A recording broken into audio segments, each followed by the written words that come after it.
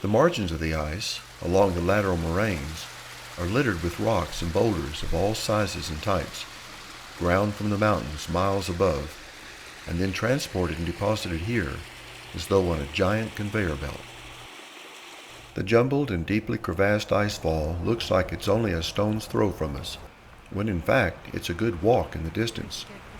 The ridges on the glacier's surface, called seracs, can be slippery, and none of us are wearing crampons.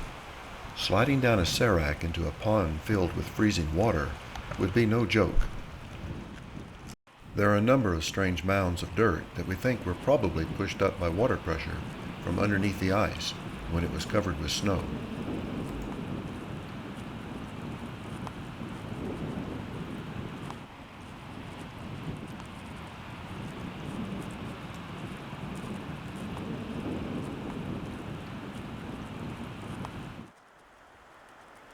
Though it's not a drastic reduction, this part of the glacier has receded somewhat since Pat and I were here 5 years ago.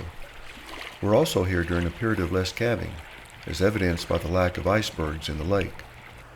We take our time hiking back, enjoying the many beautiful rocks, and arrive in camp as the sun begins to paint an alpenglow on the surrounding peaks. With blue skies to the west, things are looking up for our paddle in the morning to the peninsula.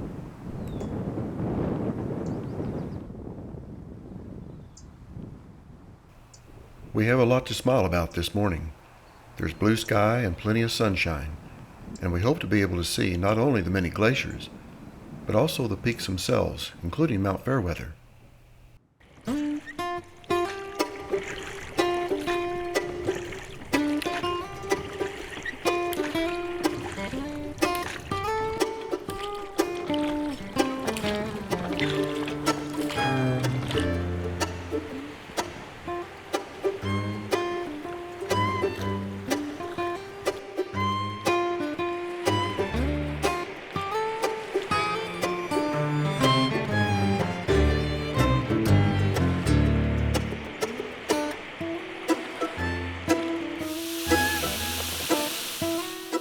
The rest of the paddle to the peninsula and our next camp is smooth sailing, with John far out front most of the time, looking for the best channel to negotiate the braids.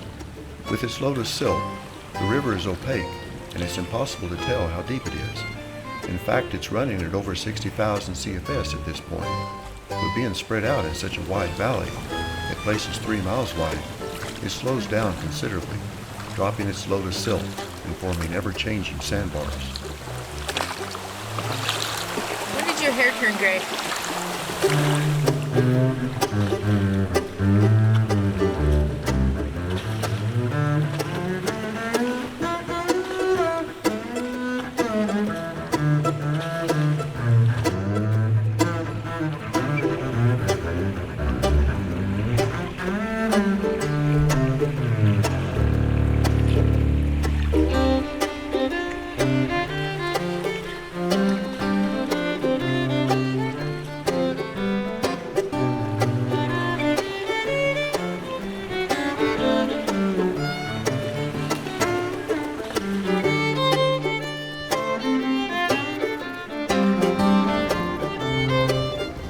At camp, we take a hike to Alsek Lake, our first chance to see how many icebergs we might encounter the next day. I remember Alsek Lake as one of the most beautiful places I've ever been, and I can't believe it when we find Mount Fairweather shrouded in clouds after such a gloriously beautiful day. These peaks are 15,000 feet high, and they are notorious for making their own weather. Still, sunbreaks provide dramatic lighting on the icebergs, and the wildflowers, they're in full bloom.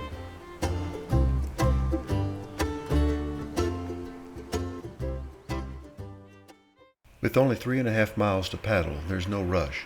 We plan on camping somewhere on the lake and spending most of the next day there as well. After a preliminary look at the entrance to Alsek Lake, we've decided it would be better to scout from River Right. From there, we discover that the main channel into the lake is choked with ice, which the raft can't negotiate. We're forced to take the raft to the right of the island called the Knob. A long scout around the entire knob by Pat and John shows that the right route is completely silted in. There's no choice except to unload and carry the raft, floating it when we're able. It takes us quite a while, but camp is just around the corner. The worrisome part is what the others are going to do. When the raft is finally portaged to open water, Pat, Heather, and John take the canoe and kayak around the knob and encounter the brash ice. It takes a lot of work to get through, but they finally make it. After Anita rows the raft to the campsite on the far side of the knob, she walks around to meet the others and gets a lift on the canoe back to camp. After we're all reunited and have our camp set up in this spectacular setting, we take walks along the driftwood-strewn shores of the lake and try to imagine what it would look like if it was clear. The wind is from the west, and it's blowing the brash ice and bergs away from the lake's outlet. The last thing we need is for the outlet to get choked with ice during the night.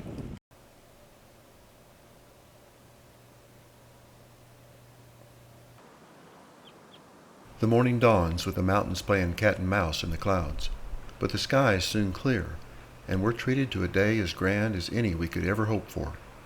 The wind has shifted during the night, however, and I watch with some apprehension as bergs begin to march steadily toward the west and the outlet. It would be very exciting if we had to paddle the last miles to the takeout while sharing the river with a horde of icebergs. But that won't be until late this afternoon, and right now there are vistas to gawk at, icebergs to watch, and pictures to take. After lunch, John, Heather, Anita, and I decide to climb to a viewing area on the knob. It's a steep scramble, but the reward is an unobstructed view of the entire lake, with Mount Fairweather in the distance.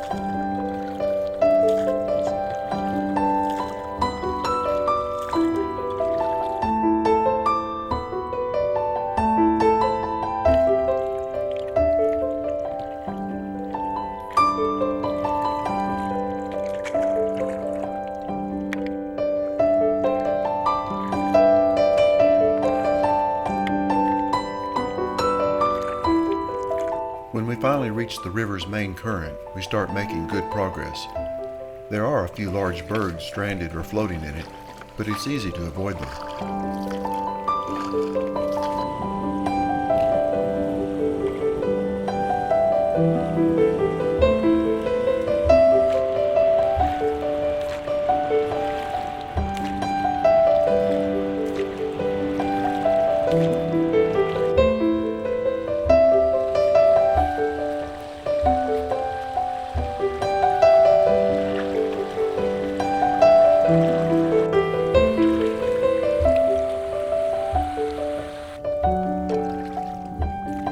We discover that the entrance to the slough we've been looking for is totally silted in.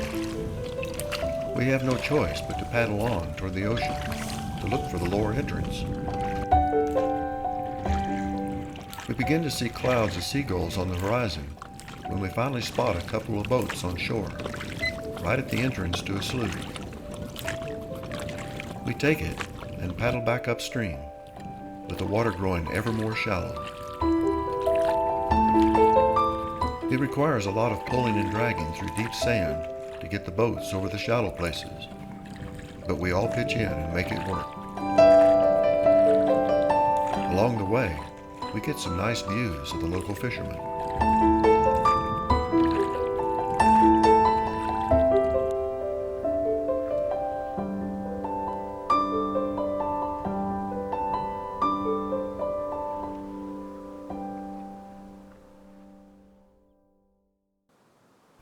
Pat calls Drake, our pilot, early this morning and tells him we have clear skies.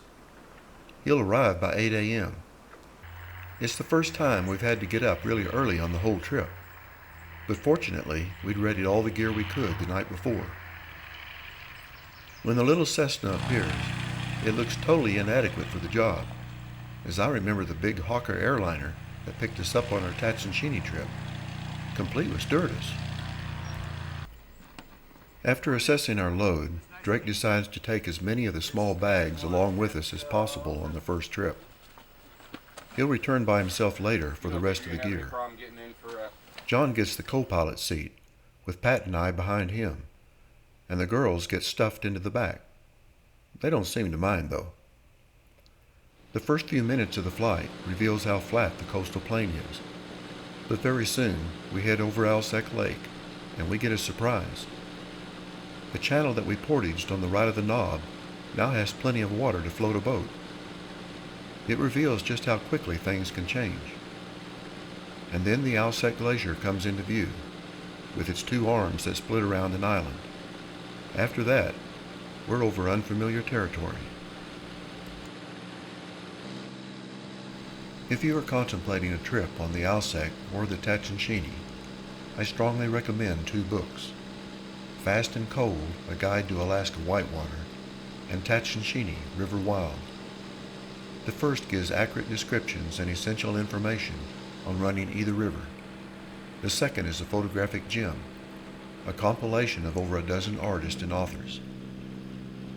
The Alsek is over 160 miles long, beginning as meltwater from glaciers on Mount Logan, Canada's tallest peak. It flows undammed and untamed through the wildest and most remote place in North America, all the way to the Gulf of Alaska. I couldn't say it better than was written in the Tatsunshini River Wild book. Picture a steel gray, mile-wide river running past mountains that tower 15,000 feet above. Imagine a journey into the Ice Age history of our planet, where glaciers descend to the water's edge. A frozen wall of sapphire blue, 150 feet high, 10 miles wide, calving enormous pinnacles into the river amid thunder and waves. What a journey the river takes as it rushes 160 miles from source to mouth. Its braided channels are run by returning salmon. Its sandbars record the tracks of both predator and prey. It passes ice falls, peaks, and forest, until its glacial waters finally merge with the breakers of the open Pacific. For 14 days, our little party of 5, Pat, Heather, Anita, John, and myself, have descended its length, floating past those same frozen walls of sapphire blue. We shared its braided channels with the salmon and the bears, and left our tracks on its ephemeral sandbars. We paddled the Alsek past forest, ice falls, canyons, and peaks, until its current was stilled by the breakers of the Pacific. One European who paddled the river in 1890 felt that it possessed such an incessant display of scenic wild grandeur that it became tiresome. It wasn't until 1976 that rafters tried their luck on the Tatsunshini, and even later for the Alsek. Of that trip, Richard Bang said, "The Tatsunshini Alsek is the greatest scenic float trip in the world, the sort of trip that transforms people." Having now paddled both, I know the Alsek is even more spectacular. It was Bang's opinion that, of the world's 35 great rivers, the Tatsunshini Alsek is the only one that truly runs free from source to sea. There just isn't another like it anywhere, he said. It brings all the things together that we think of as a wilderness. No matter what your angle is, scenery, wildlife, adventure, biodiversity, the caliber is tops. It's a little like discovering a new population of some species you thought was extinct, and having the chance to do it right this time. Sally Rainey, past president of American Wildlands, spoke eloquently of this great river. She described it as one of Earth's vital organs. Only here, in the immense wildness, is the essential pulse of Earth's life force strong and in its original state of balance. Here, the spirit that moves all things speaks most powerfully, and nature has unimpeachable rights, she wrote. We would do well to be very thoughtful when making decisions about how to treat the wild places we have left on this earth. Man has become expert at despoiling untrammeled lands around the globe. He has not yet learned, however, to create a wilderness. Surely we have enough cities, enough mines and roads. We certainly have more than enough people. The Alsek and its wilderness represents something else, something grander, a quality that embodies less as well as more. It's something essential, the raw state of the only planet we will ever have. It truly is one of Earth's vital organs. I hope it remains wild and free, a beating heart whose current will flow forever untamed through this magnificent wilderness.